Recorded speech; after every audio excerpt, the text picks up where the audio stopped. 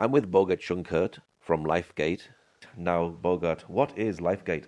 We are a place where we help children and young people with disabilities according to a holistic approach. That means we look in all the directions of a person, and we try to develop children and young people with kindergarten, a school program, and a vocational training center. They receive the therapies here in the house they need, and we have a very, let's say, skilled medical intervention. We bring them to doctors and hospitals to see how we can help them to have a better future. Lifegate, because we would like to open a gate into the life in the society for these children, that one day they might not need us and can have a happy and independent life. What age range do you work with here?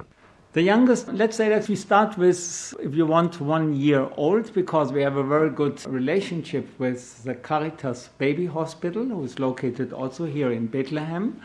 And from this hospital, where the children are mainly diagnosed, we receive them in our therapy department.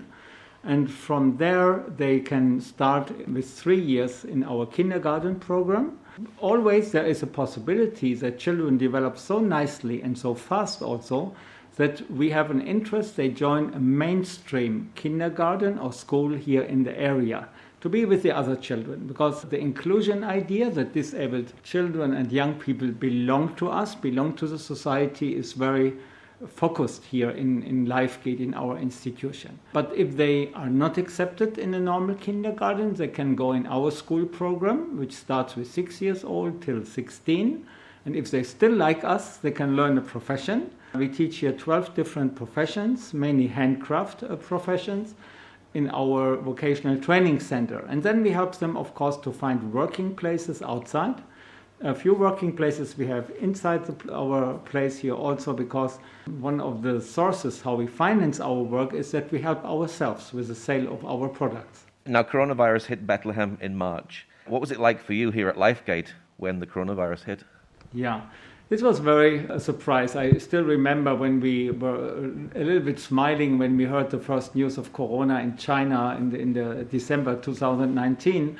We say, oh, these poor people there, and we didn't take it serious at all. And then a few months later, it came on this country, and it hit us really also here. And there was this lockdown in March and April. But very soon we knew that if we now not keep on working somehow, our disabled children will lose so much that we start probably all over again with our program. So we were asking the Minister of Health here in the Palestinian areas if we can start with small groups of children working. And they gave us an okay. And since May this year, we actually worked non-stop. Our team was so nice. They said we give our vacation this year to the institution, actually to refund the children for this month or 1.5 months where we were locked down. And so we worked all summer long without break till now.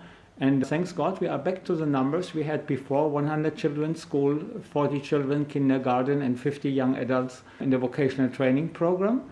We are always very careful. We right now, just very fresh, yesterday, unfortunately, our social worker was diagnosed corona positive. So now we shut down the workshop for 5 days, and everybody stays home. People at first contact do tests, and we hope everything will be fine. Then next Monday they will be all back. But the surprises we have almost every week somewhere in the institution. Mm-hmm. But as we keep distance as much as we can, we wear masks all the time. Let's say, thanks God, there wasn't an outbreak inside the place till now.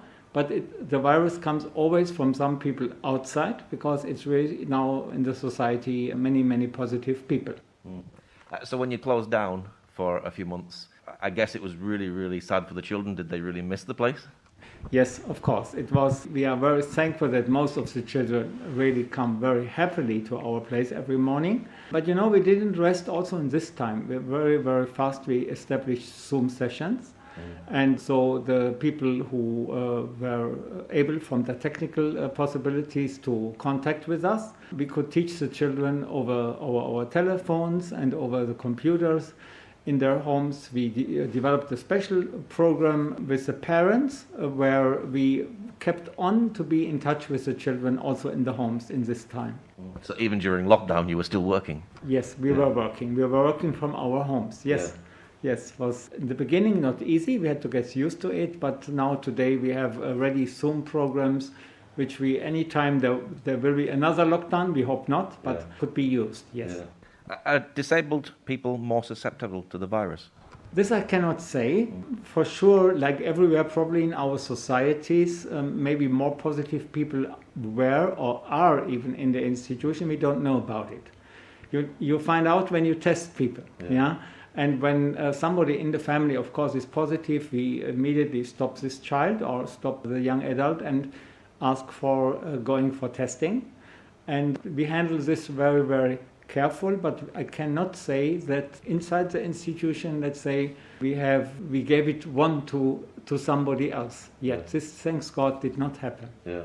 How have the disabled people responded to actually wearing masks and having to wash their hands all the time? Has this been something really new for them, a challenge for them? Yeah, of course. Here you touch an issue also in my life. Let's say, for me, the facial expression and that you see somebody's face is, of course, the most appreciated part of our human life, that we can look at each other and now this is taken away. We see each other in the eyes. You see something in the eyes as well, thanks God. But it wasn't easy for the children. And of course we have children, they do not understand. They have to wear the mask and to wear it over nose and mouth. They have it somewhere always at their neck, but not there where it should be. Also have to remind frequently staff members in Lifegate. We are very tough now with them when they don't wear their mask, because they're risking the life of other people, and this should not be. But it's an ongoing challenge to live with these masks, also for breathing, also for, of course, we have to eat and drink sometimes something. So we have to organize it well. But we installed everywhere this soap distributor, so you can at every corner wash your hands here. We are very careful to keep in our meetings, staff meetings, 2 meter distance between us, and we try in the summer more when it was warmer. We met always outside. Now it's getting cold, we have to sit in the rooms, but we try to do our best, let's say, according to the standards which are given to us to avoid that more people become sick by corona. Has the virus affected you as a charity organization? You are a charity? Yes and no.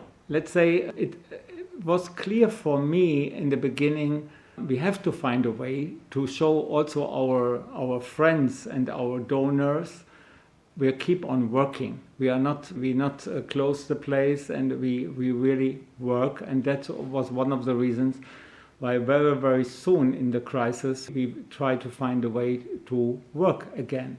And we succeeded in that. And we had, I can say, very nice surprises from some of our donors who doubled the effort, let's say, and the amount of money they usually give for our work yearly. But also Lifegate was able in the year 2019 to create 50% of the budget by our own efforts. This was our little guest house in Bethlehem, our laundry who washed mainly for hotels and guest houses in the area. We had every week 2-3 visiting groups eating lunch with us here, so our kitchen program was financed. So all the income generating projects in the institution came almost to zero. And we were very much afraid. 50% is a big amount for us. But I can say now, almost in the end of the year, we are now in the middle of November, that I already can forecast we will make it to the end of the year with a black figure, not with a red one. And that God was really faithful to bring us through this year. But we say, German proverb, from the hand into the mouth. We were not able to save anything. We were not able to buy anything extra. We could pay the salaries. We could, let's say, pay our bills monthly. But everything, let's say, development and material and things like this are, of course, on hold.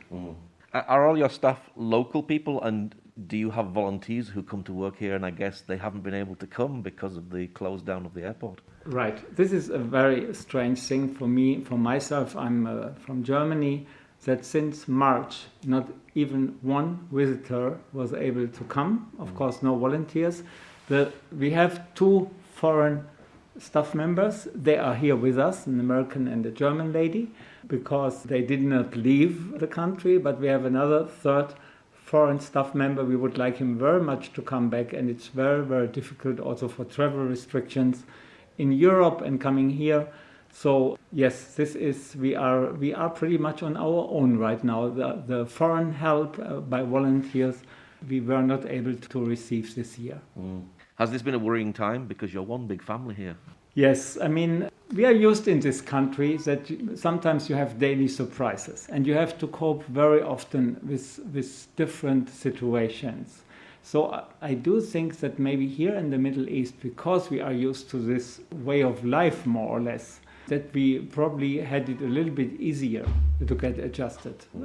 But the other problem is that you live in populations who are not obeying so much what the government is telling them.